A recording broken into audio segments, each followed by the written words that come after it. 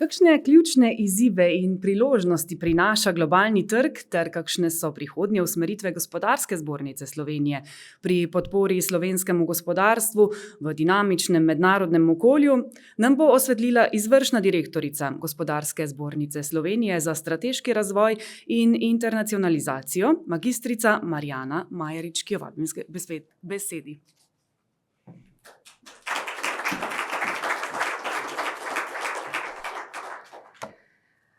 Spoštovani minister, podpredsednik, spoštovani udeleženci, iskrena dobrodošlica v prostorih Gospodarske zbornice Slovenije. Veseli nas, da ste danes z nami na tem letnem posvetu višjih strokovnih šol, kjer seveda razpravljamo o ključnih vprašanjih prihodnosti izobraževanja in pa seveda tudi gospodarstva. Gospodarska zbornica Slovenije je kot pomemben predstavnik socialnih partnerjev že vrsto let tesno vpet v krepitev povezav med izobraževalnimi institucijami in pa seveda potrebami podjetij. Verjamemo, da lahko le s skupnimi močmi ustvarjamo pogoje za uspešen razvoj gospodarstva in pa predvsem družbe kot celote. Če pogledamo vzhodni del, kaj se dogaja, vidimo, da na nek način govorimo o družbi 5.0.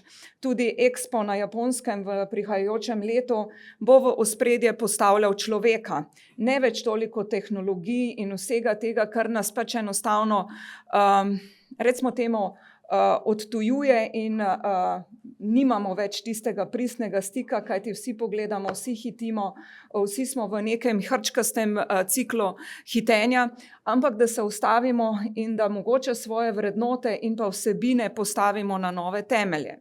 Gospodarska zbornica seveda skozi tudi internacionalizacijo, lepo je bilo rečeno, da vsaki šesti že znotraj delovnega procesa je tujec.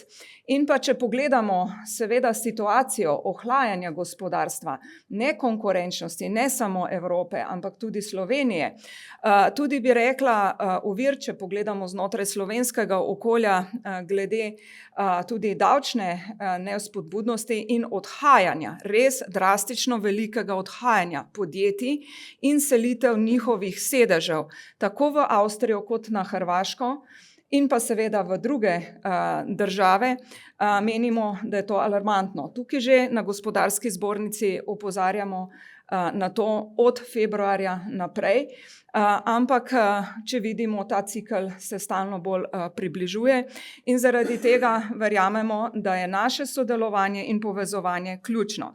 Torej, danes, ko govorimo tudi o potrebah gospodarstva, se moramo osredotočiti na kompetence prihodnosti, ki jih podjetja že danes iščejo pri svojih zaposlenih. Zdaj, raziskave kažejo, da se svet dela hitro spreminja. Torej, več kot 40% veščin, ki so danes ključne za upravljanje dela, bo v naslednjih nekaj letih potrebovalo kar temeljite nadgradnje. Zdaj, po tem zadnjem Draghijevem poročilu, ki je bilo predstavljeno v Evropskem parlamentu, se je jasno pokazalo, da Evropa potrebuje veliko bolj proaktivno in odzivno izobraževalno politiko, ki bo usmerjena v podporo gospodarstvu. Poročilo je tudi poudarjeno, da moramo izobraževalne sisteme oblikovati bolj bottom-up, torej od spodaj navzgor, torej izhajajoč iz konkretnih potreb podjetij. Na Gospodarski zbornici smo naredili analizo recimo drugih trgov, ki so v tem trenutku konkurenčnejši, kakor je Evropa ali Slovenija. Predvsem smo v ospredje dali ZDA, Kitajsko, Japonsko, Korejo in skozi ta vidik smo videli, da če ne bomo bili veliko bolj drznejši, predvsem pa strukturirani, slišali ste sigurno vsi iz Draghijevega reporta, ta single market, enotni trg. Mi enostavno, recimo glih zdaj končujemo že drugo delegacijo v tem jesenskem delu na Kitajsko, gospod minister Han se je vrnil prejšnji teden, gospa Čalušić, ministrica za kmetijstvo, je pa zdaj še na Kitajskem In če gledamo, na kakšen način oni pristopajo tudi skozi ta kadrovski vidik, se torej skozi raziskovalni del, ki se tam enostavno več ni temeljnega in aplikativnega raziskovanja. Ti imaš temeljno raziskovanje, ampak ves čas je povezano z gospodarstvom, da se vidi, kako lahko ti te temeljne raziskave implementiraš noter v delovni proces in pa seveda dvigovanje kompetenc kadrov. Zato menimo, da višje strokovne šole tu imate izredno veliko pomembno vlogo. Želimo si, da se vaše delo še bolj osredotoči na specifične zahteve podjetij, saj ta vedno bolj potrebujejo tudi prilagojene in pa napredne kompetence. Torej, šole moramo delovati kot most med gospodarstvom in izobraževanjem, s čimer lahko ustvarimo programe, ki so popolnoma usklajeni s potrebami trga dela. To pomeni, da ne smemo le slediti trenutnim trendom večjih, ampak moramo oblikovati skupaj programe, zato da smo bolj usmerjeni, targetirani in pa predvsem, da ostajamo konkurenčni.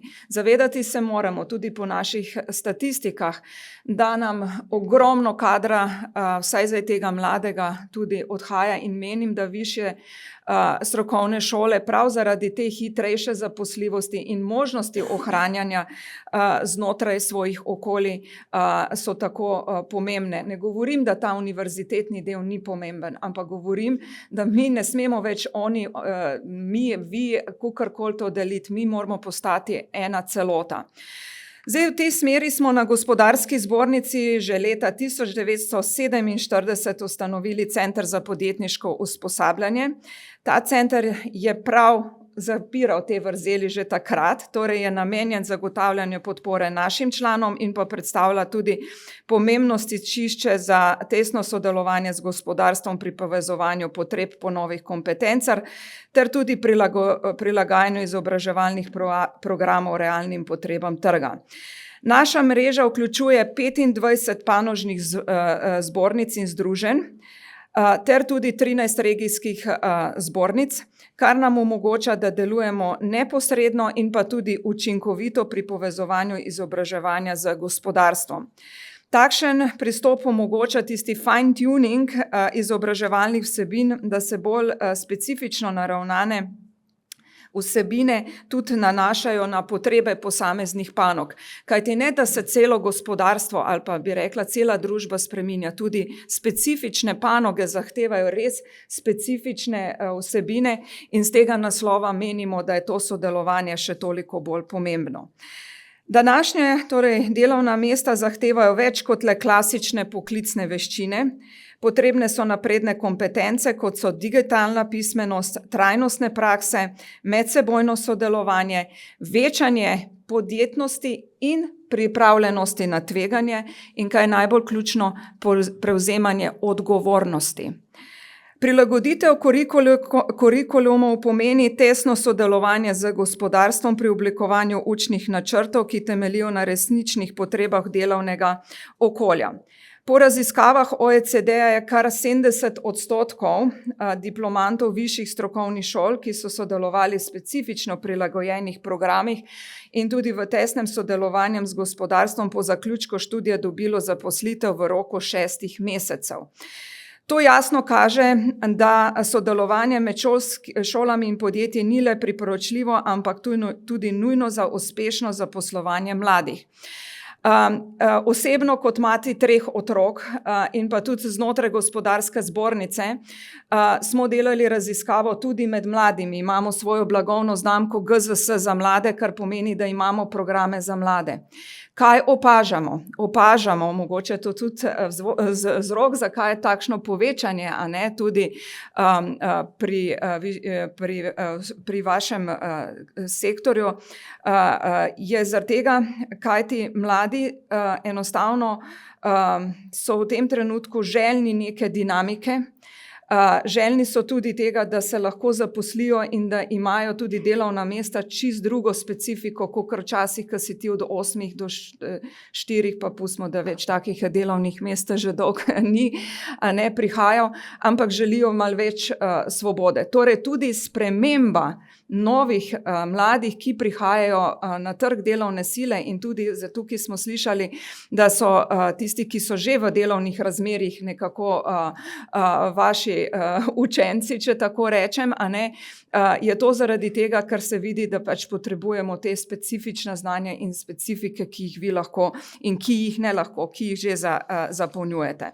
Torej, višje strokovne šole morajo zato igrati vodilno vlogo v procesu izobraževanja za prihodnost. Prepoznavamo pomen dinamičnega prilagajanja kurikulumov, ki vključuje neposredne poglede podjetij, da zagotovimo razvoj specifičnih veščin, potrebnih v sodobnem delovnem okolju, od naprednih digitalnih kompetenc, trajnostnih praks do kompetenc za inovacije, raziskave, podjetništvo in pa sodelovanje. Tukaj je ključnega pomena naše tesno sodelovanje tudi z gospodarstvom pri prilagoditvi učnih načrtov specifičnim zahtevam podjetij. Tako da pozivam vse tiste, ki niste naš CPU, da se vseeno povežete z našimi regijskimi zbornicami in da poskušate tudi z njimi dobivati še dodatne inpute in tudi so te regijske zbornice lahko tudi vaš kanal za pridobivanje novih učencev. Torej, na tej poti se moramo zavedati tudi pomena vseživljenjskega učenja. Tudi zaposleni bodo v prihodnosti potrebovali vse več priložnosti za nadgradnjo svojih veščin, saj se predvideva, da se bodo ljudje v prihodnjih desetletjih morali prekvalificirati večkrat v svoji karieri. Naš CPU je prav tako podpora v tem procesu s poudarkom na vseživljenjsko učenje in pri nenehnem razvoju zaposlenih. Torej, v imenu Gospodarske zbornice Slovenije in Center za poslovno usposabljanje vam želim uspešen in konstruktiven posvet. Naj bo to srečanje priložnosti za nove pobude, sveže ideje, okropljeno sodelovanje med izobraževanjem in gospodarstvom, ki bo vsem nam omogočilo uspešno prihodnost. Najlepša hvala, veliko uspehov še naprej in Gospodarska zbornica kot dom gospodarstva vam je vedno odprt. Hvala.